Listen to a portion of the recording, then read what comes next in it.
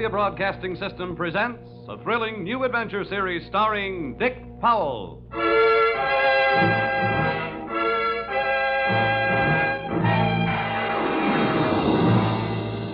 I'm an insurance investigator. My name is Johnny Dollar. What? You heard me, Johnny Dollar, and I can pad an expense account with the best of them.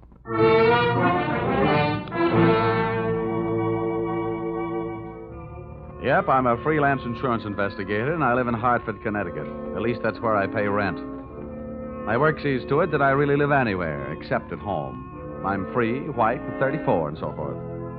If you're interested in buying me Christmas presents, I take a size 42 suit. Shirt's 15 and a half collar, sleeve length 33. My hat size is 7 1/8, except when I wind up a successful case. Then it runs about 7 3/8. At insurance investigation, I'm just an expert. At making out my expense account, I'm an absolute genius.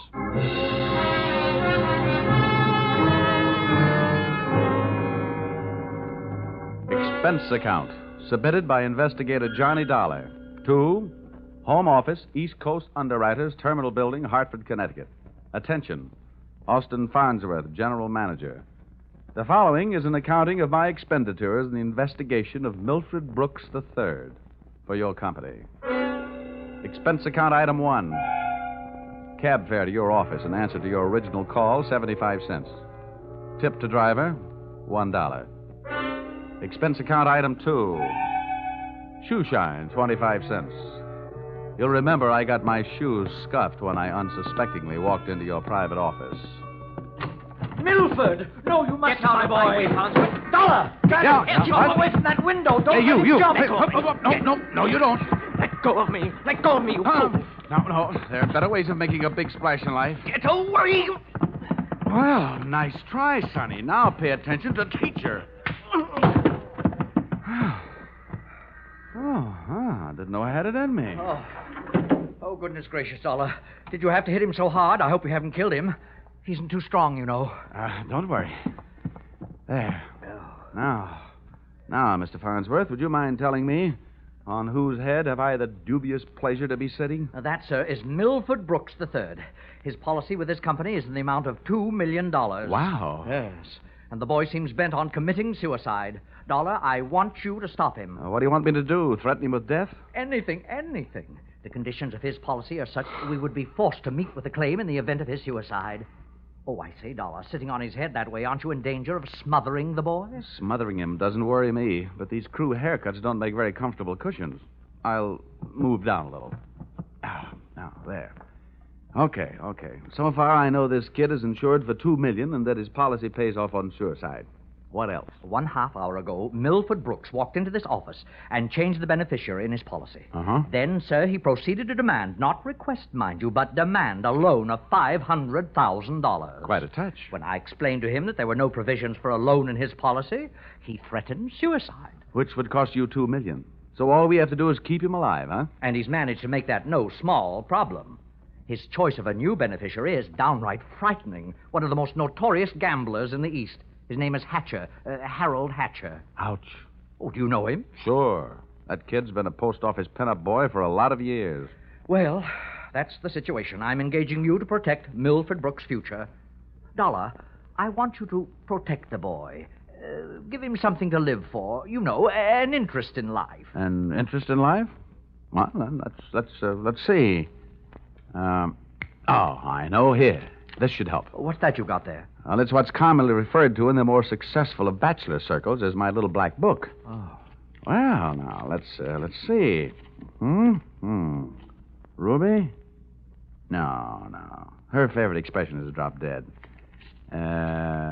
Bernadine? No. She'd be the new beneficiary by midnight. Oh, dear. Now, here. Here's the one, Butter. Say, Farnsworth, would you mind passing me that phone? The one with the long cord? Oh, no. Lie still, Buster. My little friend here is showing signs of life. Here you are. Maybe you should let him breathe a bit more. Don't worry. He'll be all right. Hello. Oh, hello. I want to call New York. Yeah.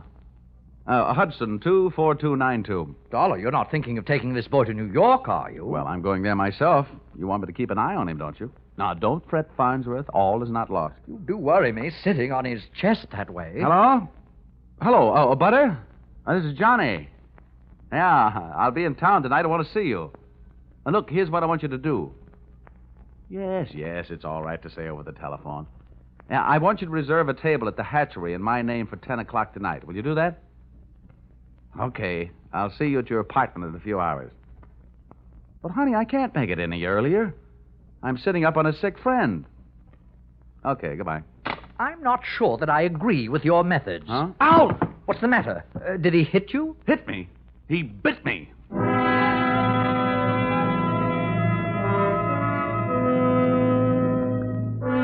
Expense account, item 3.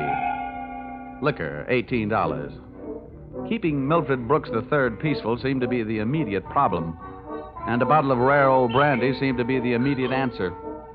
I poured most of it into him, and by the time he started to tick again, he'd gone through the unusual process of going to sleep sober and waking up enchanted.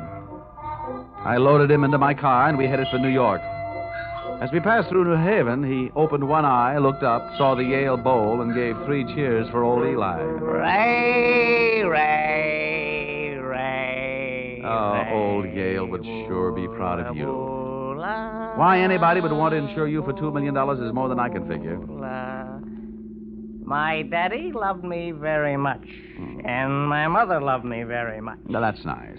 And not only that, but I love somebody very much. And not only that, but I hate somebody very much. That's interesting.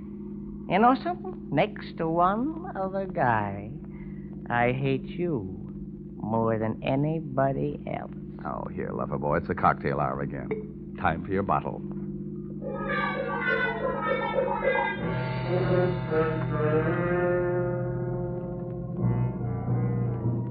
Rolling along the Merritt Parkway, I felt very much alone with my thoughts. And believe me, they weren't very pleasant company. The way it stacked up for me, Brooks had built up a fat gambling debt with Harold Hatcher and had been forced into making him his beneficiary. The suicide threat that he was holding over the insurance company was a little tougher to figure, unless he was trying to finance a trip for himself to get away from the man with a murder motive, Hatcher. My hungry little mind nibbled away on those unsavory morsels of food for thought all the way to Butter's apartment.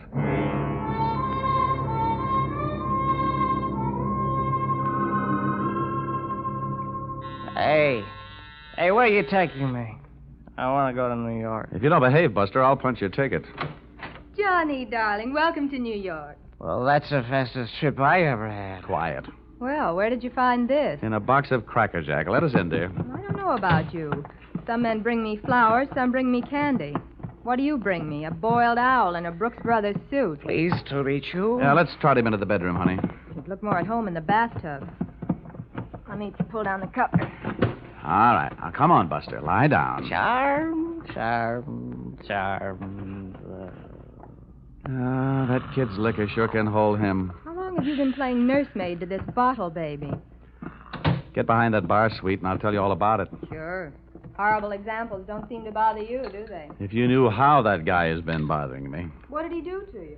Well, let's just say he put the bite on me. Oh, gosh, the river sure does look pretty tonight. Bourbon and soda? Now, please, anything but brandy. I've been sniffing that second hand all the way from Hartford. Butter, see that big boat out there? Mm-hmm. Oh, I sure would like to be on it. With you, sailing off to faraway romantic places. Get with it, darling. That's the 125th Street Ferry. Oh. Here's your drink. Come on now. Tell Butter all about it. So, friend Bourbon and I proceeded to tell her all about it. It wasn't easy. Everything about her kept flagging down my train of thought. The longer she looked at me, the less I wanted of Milford Brooks III, and the more I wanted of beautiful Butter the first, and only. She was a sympathetic listener to my story until I gave her the answer to her first and only question. And where do I fit into all this? Well, baby, I thought you understood. My job is to give this poor misguided boy something to live for. That's you. Well... Now, honey, hold everything. Don't go getting your corn all popped. You misunderstand. I really mean it. I thought if he'd just got to look at you and realize that things like you exist, why, you'd make any man glad to be alive.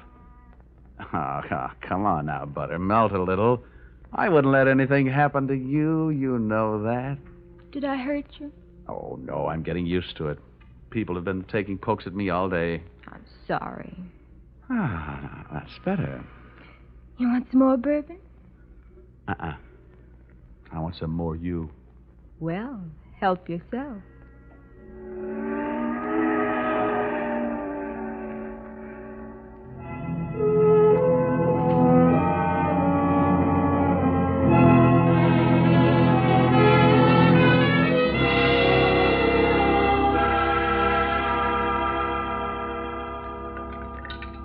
Honey, it's getting late. Let's make this the last drink.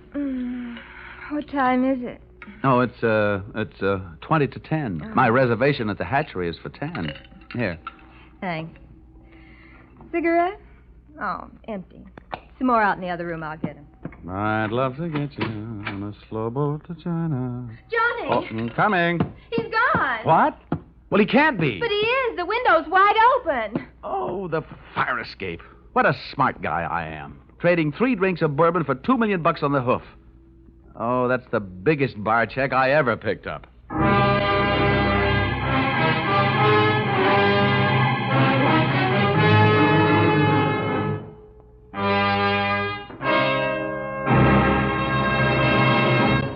That's a big bar check for anyone to pick up. As a matter of fact, it's a bigger bar check than you've ever heard of anyone picking up before.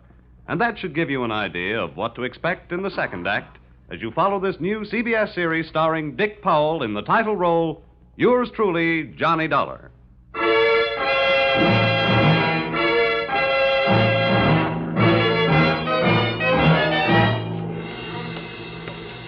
Well, nobody could say I wasn't working fast. I'd only been in town for an hour, and I'd already succeeded in losing Milford Brooks III. I spent another hour of his all-too-short life expectancy unsuccessfully shaking down the neighborhood for him. And then, feeling very much like a bloodhound that had flunked his sniffing exam, I went back to Butter's apartment.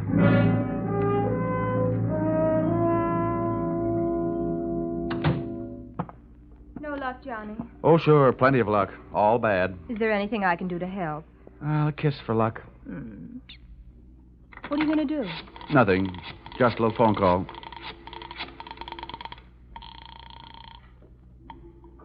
Police headquarters. This is Johnny Dollar. Give me missing persons. Any particular one? Don't be a wise guy. Lieutenant Fisher. Yes, sir. Lieutenant Fisher. Fisher, this is Johnny Dollar. Hello, Dollar. Who'd you lose? One man, my mind, and if I'm not careful, my professional reputation. The guy's name is Brooks, Milford III. Got anything on him? Hold on. All right. Oh, don't look at me like that. It wasn't all my fault. Dollar? Yeah? We haven't found him yet, but we think we know where he is. Huh? The Hudson River. At 11:15 tonight, his top coat, complete with identification, was found taking a ride on the 125th Street ferry. Oh. Anything else? Nothing much. A package of matches was found under the coat, monogram. You don't happen to know anybody whose initials are H.H., do you? H.H.? Yeah. There's always Horace Height. Wise. Thanks, Fisher. I'll check back with you later. I'll be here. H.H. Harold Hatcher. What are you mumbling about? Bad news? Looks like about $2 million worth. They found Milford's coat on the 125th Street ferry. You and your faraway romantic places. Very funny. I'll see you later, honey, and maybe about 11.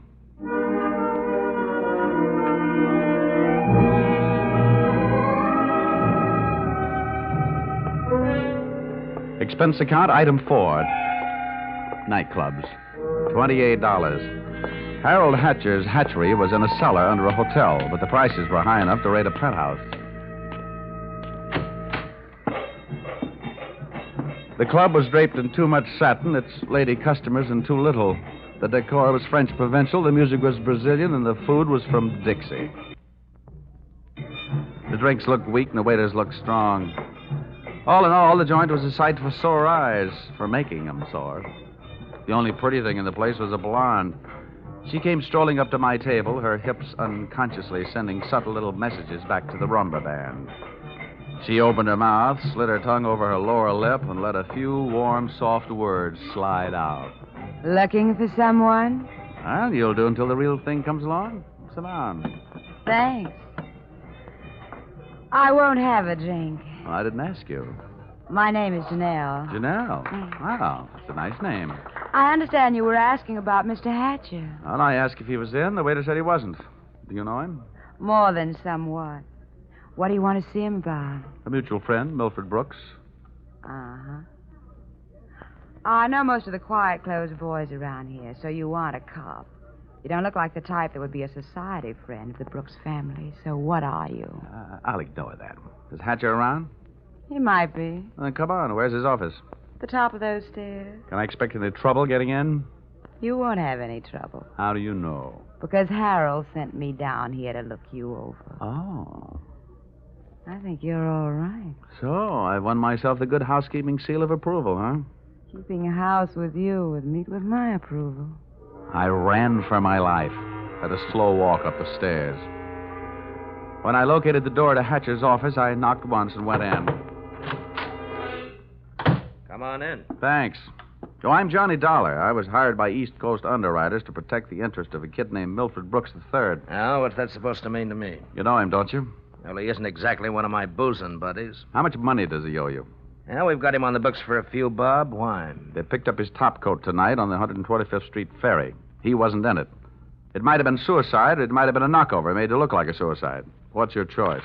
What do you get off asking me about my choice? Where were you between 11 and 11:30 tonight? What's it to you? I thought you might like to rehearse some answers. The law will be asking some questions real soon now. I don't know why I should tell you, but I was driving around in my car getting some air. Oh, now, you'll have to do better than that. They found one of your match folders under Brooks' coat. You're out of your mind. Let me ask you. The kid owed me a couple of $100,000. You think I'm going around knocking off my own assets? Hatcher, I don't know whether you're stupid or bright. Don't worry about it. I know. What about that insurance policy? What insurance policy? Now, look, Hatcher, we're big boys. We both know that changing a beneficiary in an insurance policy is a legal transaction. That means witnesses. That means it isn't secret. What are you talking about? But you and East Coast underwriters and I know all know that Brooks made you the beneficiary in his policy and that you stand to come into $2 million when they fish out his body. I don't know anything about it. Motives don't come much bigger. I'm telling you this is all news to me, and you and nobody else is going to make me move off that story. I feel the same about mine. It doesn't take a genius to know that Brooks didn't love you $2 million worth. There's only one logical reason for his making you the beneficiary. You forced him into it. Who'd believe anything else? Who cares? They'd have to prove it. And, brother, that can't be done. Now, how would you... Yeah. Okay, Rocky, thanks for the news. Take the inspector into the bar and buy him a drink. I'll be right down. Dollar, did you turn me in? They're here, huh? Yeah. No, I didn't turn you in. I'm not a cop. Here, have a cigarette. Thanks. Here's a light. Well, come on.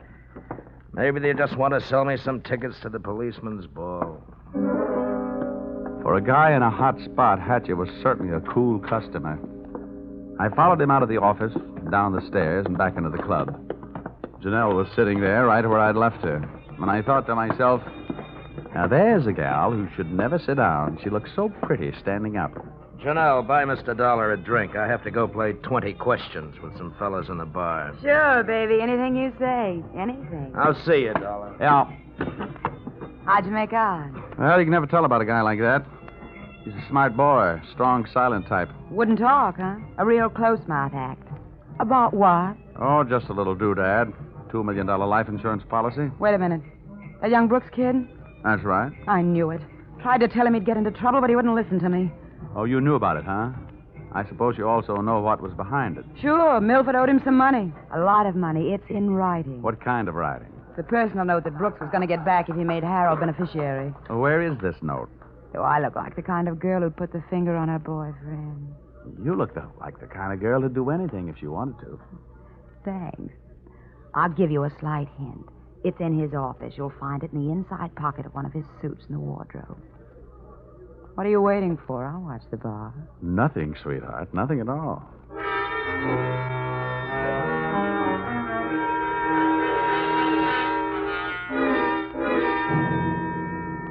Whatever her reasons, Mr. Harold Hatcher's little female playmate was trying awful hard to send him up on a murder rap. And I was going to try awful hard not to let her down. Back in Hatcher's office, I found myself alone in a room with a telephone. And being a guy who can never resist a free call, I unleashed the magic wonders of the AT&T.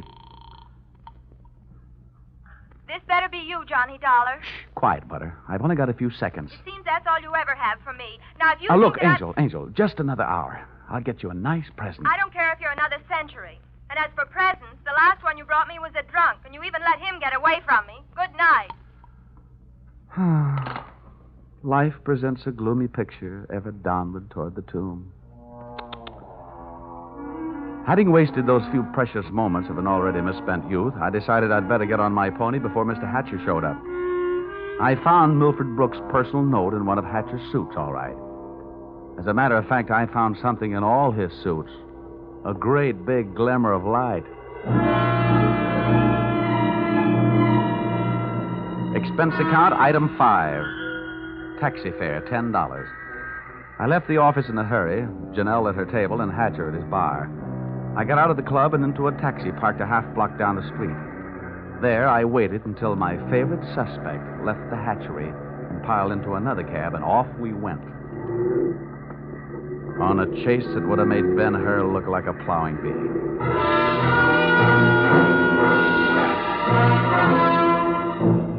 We skittered over to Lexington and headed uptown. At 72nd, the cab turned right and pulled to a stop. My driver was on his toes, and his toes were on his brake. We stopped, too, half a block behind. You want us to wait, huh? No, here you are. Keep the change. Hey, thanks.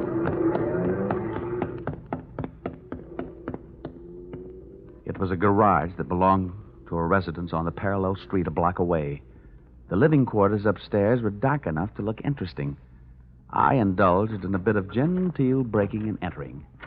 Entering that old barn didn't take much breaking. I crept up the stairs. It sounded like they were left over from an old ghost story. And so did the first voice I heard when I stopped halfway up. We've got to be careful, especially about that Johnny Dollar. Are you sure he didn't follow you? That voice sounded awfully dry to be coming from a guy who supposedly had spent most of the night snoozing in the bottom of the Hudson River. It was Milford Brooks III. Get up on your feet, Brooks. Well, now, wait a minute. I started this thing slugging you, and I might as well finish it the same way. Leave him alone. Now, pull in the claws, Angel. And sit on his lap. You hard-footed. I'll kill you. Get off of me. Huh? I should have known better than to get mixed up with a low-class female like you. Why, you punk. Now, hold it. We pushed the lady around enough, Brooks. Tell me to be careful, will you? Why didn't you think of that before you led him here? Wipe your nose, little boy. Now, don't you go getting fat-headed, gorgeous. Neither one of you are exactly what I'd call masterminds. When you planted that match folder on a little boy Blue Blood's topcoat on the ferry boat, you both should have been more careful. You think so? You bet I think so. If I were planning a piece of evidence to incriminate Mr. Harold Hatcher, I would have left a cigarette lighter. I found one in the pocket of every suit he owns back there in his closet in the club. It wasn't hard to figure out that guy never carries a book of matches. What do you want? I'm only interested in one thing. Saving the insurance company $2 million. And, Buster, I think you've done it for me. Dollar, This is insurance fraud. It has been ever since you put on that fake suicide attempt. Trying to extort $500,000 out of the company. Dollar, wait a minute. Ah, come on. We're leaving. You heard him, Dollar. Harold. Hatcher. He said, wait a minute. He wants to talk. Yeah, everybody wants to get in on the act. How did you get here? When the police in this town think maybe a guy's jumped off a ferry boat and nobody's seen him do it, they check the counters on the turnstiles at each end. In the case of Brooks, as many people got off that boat as got on. Well, it makes sense. They'd hardly hold the guy because somebody lost a topcoat. How did you know we were here? You know me, baby. You never go any place I don't know about. Okay, Brooks, you felt like talking. Now I feel like listening. Get it up. Well, I don't know what you mean. I know what you mean, Hatcher. One, he gave you a big fat $2 million motive for murder. And two, he did his best to make it look like you did murder him with that broken-down match cover plant on the ferry boat. It's just that simple. And you, baby? Harold, please. You put him up to it, didn't you, you cheap little muscler? Trying to get rid of me, will you? No, Harold. Now, calm down, Hatcher. You don't need any gun around here. They're tame. Well, maybe I'm not. Since so many people have gone to so much trouble to hand me a nice, easy way to make $2 million, Maybe I'll just go ahead and make it. I'll show these amateurs how these things are really done. Come on, Brooks. How'd you like to go for a nice, cool, half a ferry boat ride? No, Hatcher, no. Look, it's her fault. I'll give you anything you You're want. wrong, sonny boy. You're going to give me everything. No, you can't. Let me out of here! Brooks bolted for the door. Hatcher snapped a shot at him. And I hit Hatcher with a do-or-die tackle from behind. The gun flew out of his hand. No, you don't. I beat him to it and swung it straight into his skull.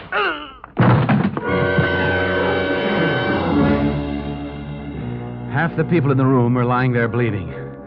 Brooks from gunshot, Hatcher from gun butt. Janelle and I stood there panting. But believe me, not for each other. We stood that way until the police arrived.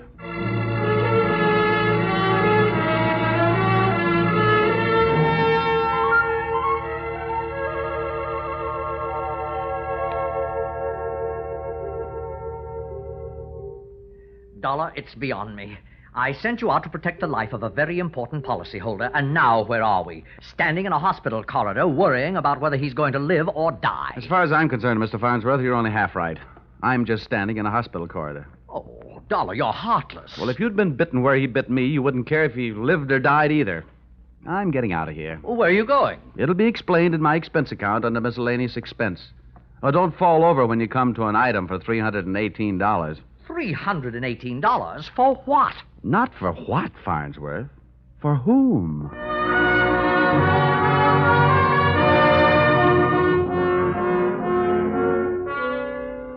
Expense account total. And it all adds up to a little matter of $1,182.23. Which you may say, Mr. Farnsworth, is a lot of money for one man to spend in 2 days. But you must bear in mind that the amount at stake was $2 million. And you know the price of steak these days. It might comfort you to know that I just returned from the hospital. Brooks was strong enough to make a full statement, which you will find enclosed. This in itself should prove sufficient to establish evidence of attempted fraud against your company, allowing you to immediately avoid his policy. It boils down to one sentence, to wit. Brooks and Janelle wanted to get rid of Hatcher so that they could live happily ever after. Knowing those two, they never had a chance. And oh, yes, that that miscellaneous item, the one for $318, it was a bracelet for a certain party who made this special investigation for me very special. Oh, if you want a receipt for this item, I'll send you a lock of her hair. Yours, truly, Johnny Dollar.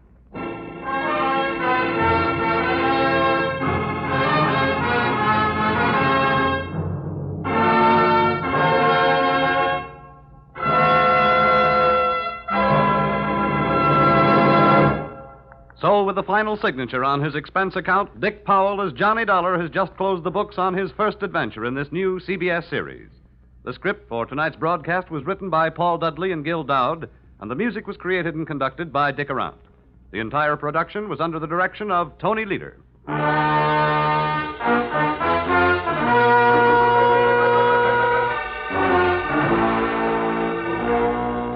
Be sure to tune in again next week when the expense account covers Special Investigation Singapore, another unusual adventure starring Dick Powell in...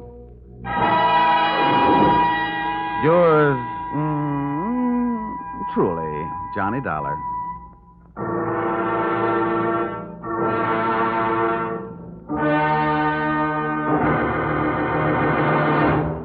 This is CBS, the Columbia Broadcasting System.